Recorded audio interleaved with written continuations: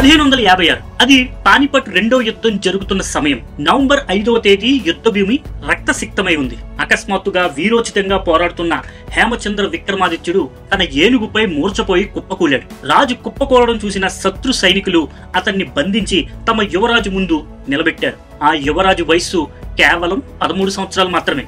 ఆ పసివాడు దయా దాక్షిణ్యం లేకుండా, కళ్ళు కూడా రెప్పవేయకుండా తీవ్రంగా గాయపడిన విక్రమాదిత్య తలను నరికి పాడేశాడు. ఆ నరికిన తలను కాబూలుకి పంపించారు. అక్కడ ఢిల్లీ గేట్ బయట ఆ తలను వేలాడదీశారు. ప్రజలంతా చూసేలా తలలేని మొండాన్ని ఢిల్లీలోని పాత కోట ద్వారానికి వేలాడదీశారు. ఆ యువరాజు క్రూరత్వం అక్కడితో ఆగలేదు. విక్రమాదిత్య సైనికులను వెంబడించి మరీ వారి తలను నరికి తీసుకురమ్మని ఆదేశించాడు. ప్రతి ఒక్క సైనికుడిని పట్టుకుని వారి తలలు నరికేశారు. వాటన్నింటినీ ఒక చోట పోగు చేశారు. ఆపై ఇటుకలు, రాళ్లను ఉపయోగించి ఆ నరికిన తలలన్నిటితో ఒక భయంకరమైన టవర్ ను నిర్మించారు. అసలు ఢిల్లీలో అధికారం కోసమే పానిపట్ రెండో యుద్ధం జరిగింది. హేమచంద్ర విక్రమాదిత్య తన కత్తి పట్టుకుని నిలబడినప్పుడు అతని ముందున్న ఆ 13 ఏళ్ల యువరాజు అమాయక సైనికుల తలలు నరికి ఆ తలలతో ఒక వికృతమైన కట్టడాన్ని నిర్మించిన ఆ రాజు మరెవరో కాదు, మన చరిత్రలో ఎంతో ప్రజాదరణ పొందిన చక్రవర్తి అక్బర్ ది గ్రేట్ జలాలుద్దీన్ మహమ్మద్ అక్బర్. అతని గురించి ఈ రోజు వరకు మీరు బహుశా ఎప్పుడు చెడుగా విని ఉండకపోవచ్చు. కానీ చరిత్ర పుటల్లో దాగి ఉన్న ఈ చీకటి కోణాన్ని, అతని నిజ స్వరూపాన్ని ఈ వీడియోలో తెలుసుకుందాం. ఈ వీడియో చాలా ఇంట్రెస్టింగ్ గా ఉంటుంది. స్కిప్ చేయకుండా చివరి వరకు చూడండి. అలాగే మన ఛానల్ ని సబ్స్క్రైబ్ చేసుకునే వాళ్ళు ఉంటే సబ్స్క్రైబ్ చేసుకోండి. పక్కనే ఉన్న బెల్ ఐకాన్ ని ప్రెస్ చేసి నోటిఫికేషన్ ని ఆన్ లో పెట్టుకోండి. ఈ వీడియో మీకు నచ్చినట్టయితే లైక్ చేయండి, మర్చిపోకుండా షేర్ చేయండి. 1542 అక్టోబర్ 25 రాజ్పుతానాలోని అమర్కోట్ కోటలో ఒక చరిత్ర తిరగరాసే క్షణం అది. తల్లిదండ్రులు నిరాశ్రులైన స్థితిలో ప్రపంచం వారిని వెలివేసిన వేళ ఆ చీకటి రోజుల్లో అక్బర్ జన్మించాడు. పుట్టినప్పటి నుంచి పోరాటమే అతని నరనరాల్లో జీర్ణించుకుపోయింది. వేట, యుద్ధ వ్యూహాలు, వీరోచిత పోరాటాలు ఇవే అతని బాల్యం. 9 ఏళ్ల పసిప్రాయంలోనే గజనీకి గవర్నర్ గా నియమించబడ్డాడంటే అతని ప్రతిభ ఎలాంటిదో ఊహించుకోండి. కానీ విధి మరో ప్రమాదకరమైన ఆట ఆడింది. 1556లో అక్బర్ తండ్రి మొఘల్ చక్రవర్తి హుమాయూన్ ఆకస్మిక మరణం దేశాన్ని దిగ్భ్రాంతికి గురిచేసింది. ఆ సమయంలో అక్బర్ వయస్సు కేవలం 13 ఏళ్లు మాత్రమే. తండ్రి మరణంతో మొఘల్ సామ్రాజ్యం అనే బరువైన బాధ్యత ఆ పసివాడి భుజాలపై పడింది. కానీ అక్బర్ ఎక్కడా వెనుకాడలేదు. తన పదునైన తెలివితేటలతో, వ్యూహాత్మకమైన ఆలోచనలతో మొఘల్ సామ్రాజ్యాన్ని భారతదేశంలో బలోపేతం చేశాడు. అక్బర్ ను చరిత్రలో మహోన్నతమైన చక్రవర్తిగా కీర్తిస్తారు. ముఖ్యంగా అతని సెక్యులరిజం గురించి బాగా చెబుతారు. అన్ని మతాలను సమానంగా చూసేవాడని, హిందూ రాజులతో స్నేహ సంబంధాల కోసం చేయి చాచాడని, బాబర్ కాలం నుండి వస్తున్న జిజియా పన్నును రద్దు చేశాడని, ప్రపంచ శాంతి కోసం ఎందరో హిందూ యువరాణులను వివాహం చేసుకున్నాడని ప్రచారం బాగా జరిగింది. అతను ఏ నిర్ణయం కూడా ఏ ఒక్క మతానికి అనుకూలంగా ఉండేది కాదని చెబుతారు. ఇవన్నీ వినడానికి ఎంతో బాగున్నాయి. కానీ ఈ గొప్ప నిర్ణయాల వెనక ఒక మంచి మనిషి హృదయం ఉందా, లేక ఒక తెలివైన క్రూరమైన చక్రవర్తి మెదడు ఉందా అనేదే మనం గమనించాలి. నిజం చెప్పాలంటే అక్బర్ అన్ని మతాలను కలుపుకుని పోవాలని నమ్మాడు. కానీ మంచితనం అనే ముసుగు వెనక అక్బర్ అసలు ముఖం దాగింది. ఆ ముఖం గురించి ఏ సినిమానో, టీవీ సీరియల్లో మనకి చెప్పవు. మన చరిత్ర పుస్తకాల్లో కూడా ఎప్పుడూ ఇలా బోధించలేదు. అతని ప్రతి నిర్ణయం ఒక చదరంగపు ఎత్తుగడ లాంటిది. తన అధికారాన్ని నిలబెట్టుకోవడానికి, తన సామ్రాజ్యాన్ని విస్తరించుకోవడానికి అతను వేసిన అత్యంత చాకచక్యమైన ఎత్తుగడలవి. పానిపట్ రెండో యుద్ధంతో ఢిల్లీ సింహాసనాన్ని దక్కించుకున్న అక్బర్ దృష్టి భారతదేశంలో తన సామ్రాజ్యాన్ని ప్రతి అంగుళం విస్తరించడంపై పడింది. ఉత్తర మధ్య భారతదేశాన్ని తన గుప్పెట్లోకి తెచ్చుకున్నాక అతని కళ్ళు రాజపుతానా వైపు మళ్ళాయి. ఆ శౌర్యానికి, త్యాగాలకు ప్రతీకైన భూమిని తన పాదాల కిందకి తెచ్చుకోవడానికి ఆశించాడు. నెమ్మదిగా అక్బర్ తన విషపు పంజాను రాజ్పూత్ సామ్రాజ్యంపై విసరడం ప్రారంభించాడు. 1567 ఆ సంవత్సరమే మేవార్ రాజధాని అజేయమైన కోట నగరం చిత్తూర్గర్ వంతు వచ్చింది. 4 నెలల పాటు సాగిన భీకర యుద్ధం అది. గోడలు దద్దరిల్లాయి. కత్తులతో దాడి చేయడంతో ఆకాశం ఎరుపెక్కింది. చివరకు మొఘల్ సైన్యం విజయం సాధించింది. వారి రక్తం మరకలతో నిండిన బూట్లతో కోటలోకి ప్రవేశించారు. కానీ వారికి ఎదురైంది ఏంటంటే సజీవంగా లేని కోట మాత్రమే. లోపల తమ ఆత్మ గౌరవం కోసం, తమ పవిత్రతను కాపాడుకోవడానికి వేలాది మంది రాజపుతాని వీరవనితలు ఆ అగ్నిగుండంలోకి దూకి ప్రాణాలర్పించారు. ఆ మంటల్లో వారి త్యాగం, వారి శౌర్యం చరిత్రలో చిరస్థాయిగా నిలిచిపోయింది. కానీ అక్బర్ క్రూరత్వం అక్కడితో ఆగలేదు. కోటను ఆక్రమించుకున్న వెంటనే చిత్తూరులోని సాధారణ ప్రజలను చంపేయండి అని ఆదేశించాడు. ఆ ఊచకోతలో అమాయక రైతులు, సామాన్య పౌరులు, అభంశుభం తెలియని స్త్రీలు, పసిపిల్లలతో సహా సుమారు 30,000 మంది హిందువులు వధించబడ్డారు. రక్తం ఏరులై పారింది. శవాల కుప్పలు పేరుకుపోయాయి. మిగిలిన వారిని బానిసలుగా మార్చారు. ఆ తరువాత కోటలోని పవిత్ర దేవాలయాలు కూడా ధ్వంసం చేయబడ్డాయి. రాతి విగ్రహాలు ముక్కలై భక్తికి ప్రతీకలైన ఆలయాలు శిథిలమయ్యాయి.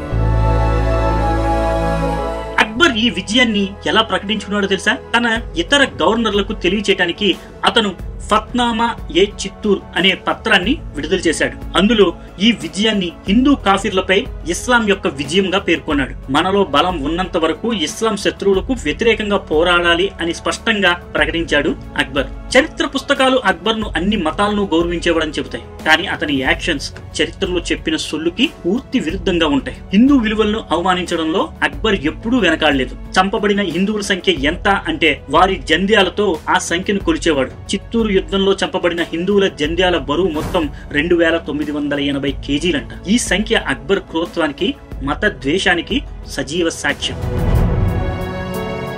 ఇతర మతాలను కించపరచడానికి అక్బర్ ఎన్నో దేవాలయాలను ధ్వంసం చేశాడు. వాటిలో ఒకటి నగర్ కోట్లోని ఆలయం. ఆ ఆలయంపై దాడి చేసి దానిని సేవ చేస్తున్న బ్రాహ్మణులందరినీ దారుణంగా చంపేశాడు. ఇంకో ఆశ్చర్యకరమైన విషయం ఏంటంటే, గోవుల హత్యను నిలిపివేశాడని చెప్పబడే అక్బర్ సైన్యమే ఆ ఆలయంలో పెంచుతున్న 200 ఆవులను బాణాలతో కొట్టి చంపేశారు.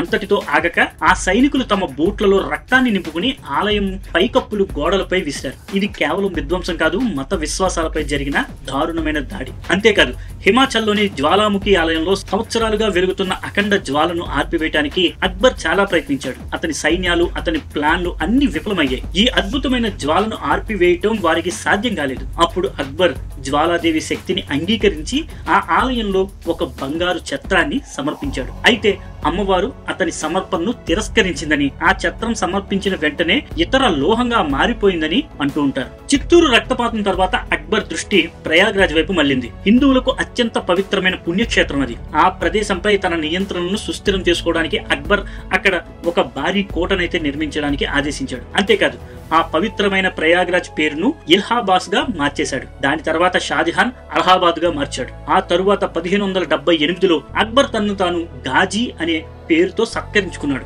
గాజీ అంటే ఏంటో తెలుసా? నాన్ ముస్లింస్ కు వ్యతిరేకంగా పోరాడే ఇస్లాం యోధుడు అని అర్థం. అంటే అక్బర్ తనను తాను ఇస్లాం శత్రువులను నిర్మూలించేవాడిగా ప్రకటించుకున్నాడు. 1578లోనే అక్బర్ ఇబాదత్ ఖానాలో వివిధ మతాల పండితులను ఆహ్వానించాడు. ప్రతి మతం యొక్క విలువలను చర్చించడానికి ఆహ్వానించాడు. వినడానికి ఎంతో గొప్పగా ఉంది కదూ. ఒకవైపు గాజీ అని ప్రకటించుకుంటూనే మరోవైపు మత సామరస్యం గురించి చర్చలు జరిపాడు. ఈ చర్చల ఫలితంగా 1582లో అక్బర్ అన్ని మతాల విలువలను కలిపి ఒక కొత్త మతాన్ని స్థాపించాడు. దాని పేరే దిన్ ఏ ఇలాహి. ఈ మతం 1578 నుండి 1582 మధ్య కాలంలో ఇబాదత్ ఖానాలో జరిగిన చర్చల ఫలితంగా ఏర్పడింది. ఈ 5 ఏళ్ల మధ్య 1579లోనే అక్బర్ జిజియా పన్నును కూడా రద్దు చేశాడు. ఇప్పుడు ఆలోచించండి, అక్బర్ నిజంగా ముస్లిమేతరులకు వ్యతిరేకి అయితే ఈ సెక్యులరిజం నాటకం ఎందుకు? తనను తాను గాజీ అని చెప్పుకున్న ఒక ముస్లిం పాలకుడు అకస్మాత్తుగా సెక్యులర్ గా ఎలా మారాడు? 16వ శతాబ్దంలో అక్బర్ చేసింది ఈ రోజు మనం పబ్లిసిటీ స్టంట్ అనే మాత్రమే పిలుస్తాం. తన హోదాను, స్థానాన్ని సామ్రాజ్య ప్రజల ముందు పెంచుకోవడానికి దిన్ ఏ ఇలాహీ మతాన్ని ప్రచారం చేయడానికి చేసిన ఒక కుట్ర మాత్రమే ఇది. అక్బర్ ఎంతమంది రాజపుత్ యువరాలను వివాహం చేసుకున్నాడో దానికి కారణం అన్ని మతాలను గౌరవించడం అనుకుంటారు, కానీ అసలు విషయం అది కాదు. కేవలం ఒక రాజకీయ ఒప్పందం మాత్రమే అది. ఓడిపోయిన రాజుల నుండి రాజ్యానికి బదులుగా అక్బర్ ఈ ఒప్పందాలు చేసేవాడు. మనం సినిమాల్లో చూసే జోధా అక్బర్ ప్రేమ కథ కూడా పూర్తి అబద్ధం. వాస్తవానికి అక్బర్ కు జోధా అనే రాణి ఎవ్వరూ లేరు. అక్బర్ వివాహం చేసుకున్న అమేర్ యువరాణి పేరు అర్కాబాయి. ఆమె తన అన్నలను అక్బర్ సైనికులు బందీలుగా పట్టుకున్నారు. అందుకే వాళ్ళని విడిపించడానికి ఈ వివాహం చేసుకోవాల్సి వచ్చింది. ఈ వివాహం కూడా ఒక బలవంతపు రాజకీయ ఒప్పందం మాత్రమే. ప్రేమకు ఇక్కడ తావులేదు. అక్బర్ చేసిన యుద్ధాల వెనక కేవలం రాజ్యాన్ని విస్తరించాలనే ఉద్దేశం మాత్రమే ఉందా? లేదు. ఆ యుద్ధాల వెనక దాగిన మరో క్రూరమైన చీకటి కోరిక ఉంది. ఓడిపోయిన రాజుల భార్యలను తన హరెంలోకి తీసుకురావడం. హరేం అంటే అక్బర్ మహల్లోని ఒక ప్రదేశం. ఇందులో ఆడవాళ్లు మాత్రమే ఉంటారు. ఎందరో స్త్రీల జీవితాలకు సమాధిగా మారింది ఈ హరెం. విన్సెంట్ స్మిత్ తన అక్బర్ ది గ్రేట్ మొఘల్ పుస్తకంలో అక్బర్ స్త్రీల పట్ల అపరితమైన కోరికను కలిగి ఉండేవాడని రాసుకునొచ్చాడు. ఇది కేవలం కోరిక కాదు, ఒక వికృతమైన వ్యసనంగా చెప్తారు చరిత్రకారులు. చరిత్ర రికార్డుల ప్రకారం అక్బర్ తన సంరక్షకుడు అయిన భైరామ్ ఖాన్ మరణించిన తరువాత అతని భార్య సలీమా సుల్తాన్ బేగంను బలవంతంగా నిక్కా చేసుకున్నాడు. ఇది ఒక రాజరికం పేరుతో జరిగిన దారుణమైన అత్యాచారం. అక్బర్ హరెంలో ఎంతమంది స్త్రీలు ఉన్నారో తెలుసా? 5000 మందికి పైగా. వారిలో కేవలం 300 మంది మాత్రమే అక్బర్ భార్యలు. మిగిలిన వారంతా దాసీలు, ఖనీజాలు మరియు లైంగిక బానిసలు. ప్రతి యుద్ధం తర్వాత ఆ హరెం పరిమాణం పెరుగుతూ వచ్చేది. ఇంకా దారుణం ఏంటంటే యుద్ధం ముగిసిన తర్వాత అక్బర్ సైనికులు రాణుల మృతదేహాలతో కూడా లైంగిక దుర్వినియోగానికి పాల్పడేవారు. ఈ కారణం మూలంగా ముస్లిం పాలకులు యుద్ధంలో గెలిచిన తర్వాత రాజపుతాని మహిళలు తమ ఆత్మ గౌరవాన్ని కాపాడుకోవడానికి తమ దేహాలు అపవిత్రం కాకుండా చూసుకోవడం కోసం అగ్నిగుండంలో దూకి ప్రాణాలు అర్పించేవారు. ఎందుకంటే అందమైన రాణుల శవాలను కూడా వదిలేవారు కాదు వాళ్ళు.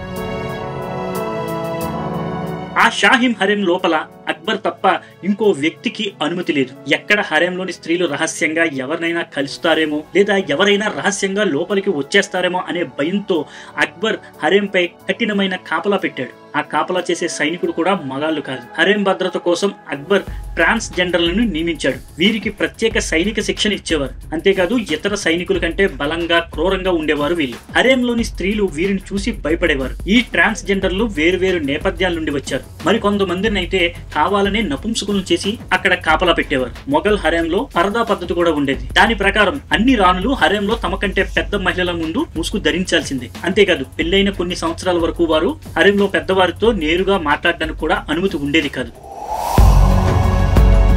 అక్బర్ హరెంలో ఇలాంటి అనేక రహస్యాలు దాగి ఉన్నాయి. అవి హరెం లోపలే పూడ్చివేయబడ్డాయి. చారిత్రక రికార్డుల ప్రకారం సతీ సహగమనాన్ని నిషేధించేవాడు. కానీ వాస్తవానికి ఏం చేసేవాడు తెలుసా? అక్బర్ మనుషులు ఏదైనా అందమైన స్త్రీ సతీ సహగమనం చేసుకోబోతున్నప్పుడు చూసి వారు ఆమెని బలవంతంగా ఆపి హరెంలోకి తీసుకొచ్చేవారు. ఇది నిషేధం కాదు, బలవంతపు వ్యభిచారం అనే చెప్పాలి. తరువాత అక్బర్ ఆమెను అనుభవించేవాడు.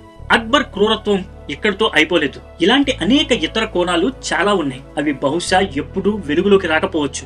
అక్బర్ గురించి వ్రాసిన చాలా మంది చరిత్రకారులు అక్బర్ తన పాలనా ప్రారంభంలో అణిచివేతలు చేసినప్పటికీ తన పాలన రెండవ భాగంలో అతను ప్రపంచానికి సహనం మరియు లౌకికవాదానికి ఒక ఉదాహరణ చూపించాడని అంటారు. అక్బర్ తన పూర్వీకులు మరియు వారసులతో పోల్చుకుంటే కొంచెం పర్వాలేదు. అక్బర్ ఇతర మొఘల్ పాలకుల కంటే తక్కువ మంది హిందువులు చంపాడు, తక్కువ దేవాలయాల్ని ధ్వంసం చేశాడు. అందువల్లే ఇతన్ని మిగిలిన మొఘల్ రాజుల కంటే కొంచెం బెటర్ అని భావిస్తారు. అంతేకాని అక్బర్ గ్రేట్ మాత్రం కాదు. అక్బర్ ఎప్పటికీ క్రూరుడే. ఈ వీడియో గురించి మీ అభిప్రాయాల్ని కామెంట్ బాక్స్ లో తెలియజేయండి. ఈ వీడియో మీకు నచ్చినట్లయితే లైక్ చేయండి, మీ ఫ్రెండ్స్ అండ్ ఫ్యామిలీకి షేర్ చేయండి. మరిన్ని వీడియోల కోసం మన ఛానల్ ని సబ్స్క్రైబ్ చేసుకోవడం మర్చిపోకండి.